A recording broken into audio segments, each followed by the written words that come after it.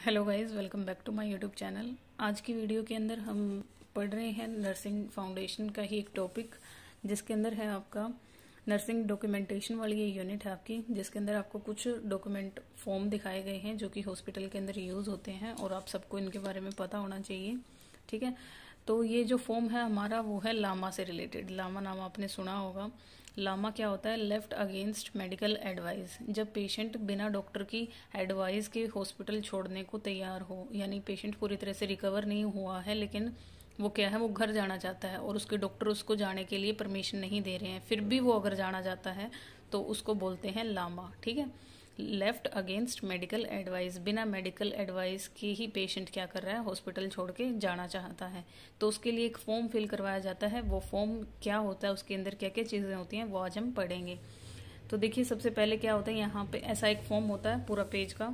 ठीक है, जिसपे क्या लिखा होता है, हॉस्पिटल का नाम लिखा होता है, पेशेंट का नाम लिखा होता है, रजिस्ट्रेशन नंबर लिखा होता है पेशेंट का, पेशेंट की उम्र कितनी है, मेल है या फीमेल है, किस रिलीजन से है, हिंदू है, मुस्लिम है, सिख है, क्या है वो सब, वार्ड और यूनिट, कहाँ पे वो एडमिट है, इमरजेंसी यूनिट में, मेडिकल सर्जिकल में या फिर पीडियाट्रिक में, कहाँ पे एडमिट है।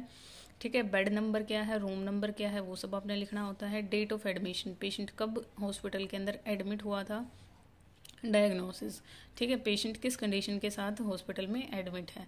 उसके बाद फिर ऐसे लिखा होता है, form for living hospital, form hospital छोड़ने का अगेंस्ट एडवाइस। ठीक है, एडवाइस के खिलाफ जाके तो उसका कंसेंट लिया जाता है, पेशेंट का कंसेंट लिया जाता है। For discharge against medical advice, इसको आप डामा बोल सकते हो या फिर लामा बोल सकते हो। ठीक है, डिस्चार्ज हो रहा है पेशेंट मेडिकल एडवाइस के बिना, या फिर जा रहा है patient against the medical advice, तो इसके लिए भी एक कंसेंट फॉर्म होता है जिसपे पेशेंट से लिखवाया जाता है कि मैं अपनी मर्जी से जा रहा हूँ, हालांकि डॉक्टर मुझे नहीं कह रहे हैं जाने को।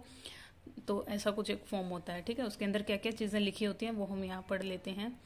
This is to certify that I, यहाँ पे पेशेंट का नाम आ जाएगा। ठीक है, अगर पेशेंट अगर माइनर है या फिर पेशेंट के अटेंडेंट का नाम आ जाएगा जो उसके साथ है। ठीक है, leaving the hospital against the advice of attending physician, जो भी फिजिशियन मुझे अटेंड कर रहा है मैं उसकी एडवाइस के अगेंस्ट हॉस्पिटल को छोड़ना चाहता हूँ। ठीक है, attending physician, nurses and the hospital administration, मैं इन सब के खिलाफ क्या है, हॉस्पिटल को छोड़ना चाह रहा हूँ। I acknowledge that I have been informed the risk involve, और मुझे ये पता है और मुझे ये इन्फॉर्म कर दिया गया है कि मेरी कंडीशन में क्या क्या रिस्क हैं।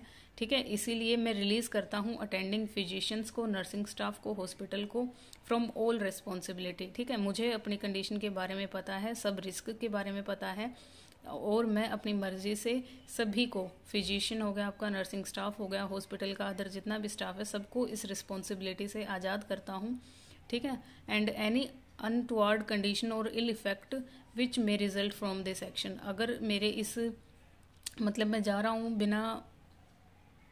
बिना एडवाइस के, तो अगर इसका कोई भी कंडीशन या इल इफेक्ट मेरी हेल्थ पे पड़ता है तो उसके लिए कोई भी स्टाफ का मेंबर जिम्मेदार नहीं है, ये इसमें लिखा होता है आपका। ठीक है, उसके बाद देखिए क्या डेट लिखी होती है, विटनेस का नाम लिखा होता है उस दौरान पेशेंट के साथ जो भी हो। ठीक है, और सिग्नेचर पेशेंट के नहीं तो उसके अटेंडेंट के, अगर पेशेंट माइनर है और साइन नहीं कर सकता है तो उस कंडीशन में उसके अटेंडेंट यहाँ पे साइन कर देंगे। ठीक है, तो यही था आज का टॉपिक।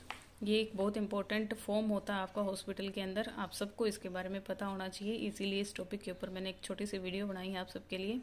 अगर ये आपके लिए यूज़फुल हो या फिर कोई डाउट हो तो आप कमेंट सेक्शन में मुझे बता सकते हैं। सो थैंक यू गाइज, मिलते हैं नेक्स्ट वीडियो के अंदर नेक्स्ट टॉपिक के साथ।